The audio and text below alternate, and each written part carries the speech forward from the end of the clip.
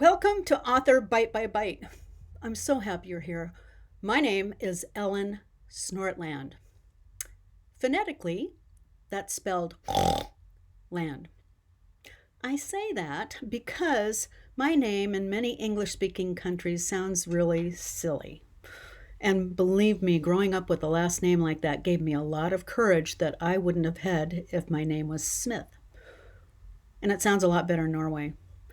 At any rate, Author Bite by Bite is designed to have you take one bite at a time. The thought of taking on a huge writing project is daunting. So I've broken it down bite by bite. What you can expect.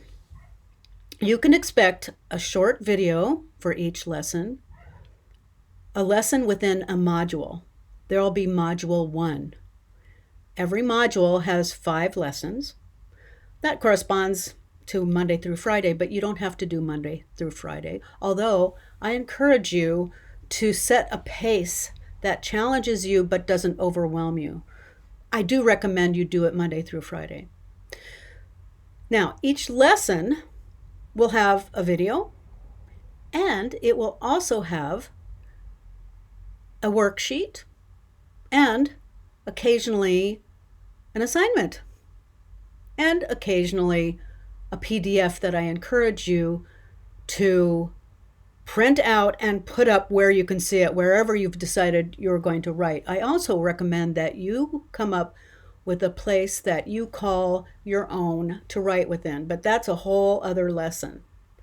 So, if you think that you're the only one that has a hard time starting writing, oh, my friend, you are in such good company. You may be somewhere on the globe that is 24 hours, more than 24 hours away. I don't know where that would be, but you are no different than I am. You have all sorts of obligations, all sorts of things that are screaming at you to get done before you can sit down and write.